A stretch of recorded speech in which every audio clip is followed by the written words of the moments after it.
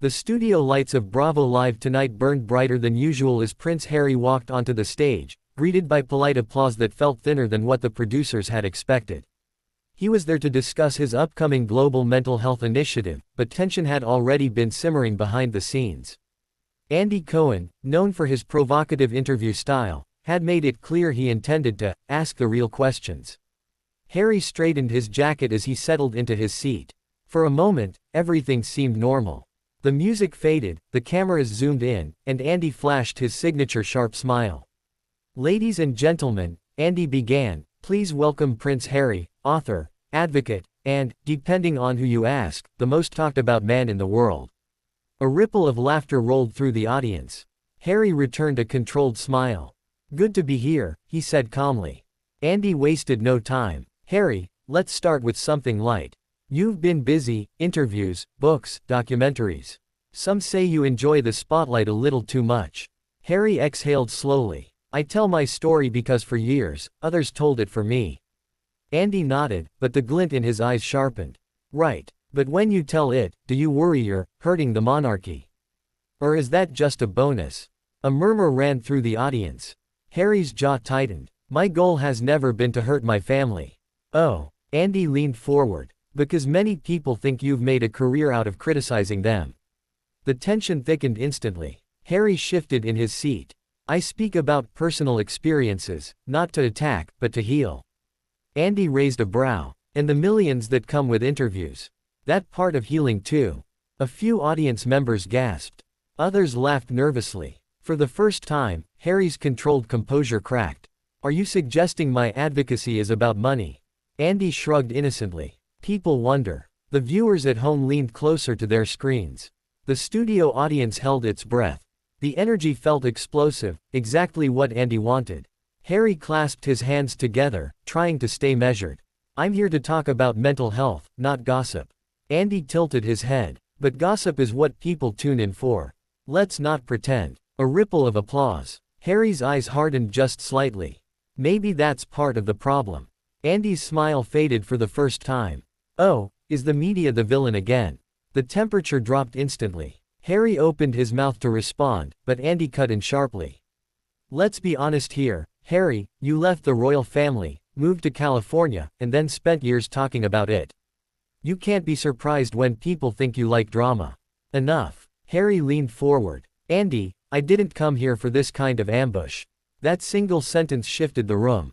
Gasps. Whispers. Camera operators exchanging nervous glances. Andy smirked. "Ambush. That's a strong word. I'm just asking what the public wants to know." Harry's irritation finally surfaced. "What the public wants isn't always what they need. You're feeding a cycle of toxic speculation. And you're feeding it too," Andy shot back. "You're not innocent here." Suddenly, Harry stood up, right in the middle of the live broadcast. A scattered burst of applause and confused murmurs shook the audience. Harry, sit down," Andy said, trying to keep his voice level while the live camera followed the unexpected moment. Harry didn't sit. "For years, I've tried to speak honestly about my life," Harry said loudly, addressing the entire studio. "But every time I do, someone twists it into entertainment. Trauma isn't entertainment." The audience fell completely silent. Andy's expression shifted, caught between annoyance and disbelief. "No one is twisting anything. You agreed to speak here." "But I didn't agree to be humiliated," Harry answered firmly. And with that, he started walking toward the edge of the stage.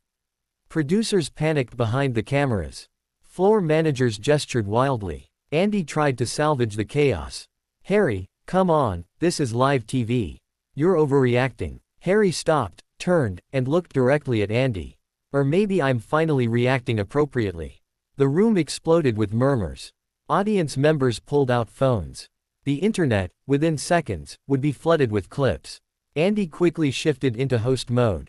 "Folks, we're going to take a short break." But before he could finish, Harry walked off the stage completely, leaving Andy alone at the center of one of the most dramatic moments in the show's history. The cameras captured the last frame. Andy sitting stiffly, his confident smile gone, the audience buzzing behind him.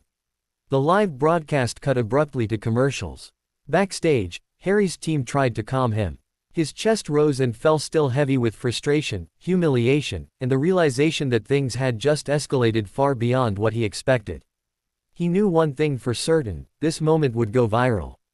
And nothing about his public image would ever be the same again. Harry's team surrounded him as he paced near the exit of the studio, his breathing still shallow, hands trembling with leftover adrenaline. An assistant tried handing him a bottle of water, but Harry waved it away. "I shouldn't have come," he muttered. "Not like this." Outside the studio doors, producers whispered frantically into headsets, unsure whether to chase after him or let him go. Meanwhile, Andy Cohen, still shaken but determined to regain control, returned to the stage as the show resumed. The cameras went live again. "Welcome back," Andy said, his voice noticeably strained. "For those just joining us, we had an unexpected moment with Prince Harry." The audience whispered loudly. Andy raised a hand for silence. "I stand by my questions," he insisted, "but I didn't expect him to walk off. That wasn't my intention." But his eyes revealed the truth. He was embarrassed, frustrated, and very aware that millions were now dissecting every second of the confrontation. Backstage confrontation. A senior producer hurried toward Harry. "Please, just a few words to clarify. To calm things down, we can reframe the segment." Harry stopped pacing and turned sharply. "You think this is about reframing a segment?" The producer froze. Harry exhaled deeply, softening just slightly. "I came to speak about mental health, compassion, healing, and instead I walked into a trap." "We didn't intend to trap you," the producer insisted weakly. "Andy was just being Andy." "Exactly," Harry said. "And you knew exactly how that would go." One of his staff members touched his arm. "Harry, maybe we should just leave." But Harry didn't move. His eyes were fixed on the bright red on-air sign above the studio doors, glowing like an accusation.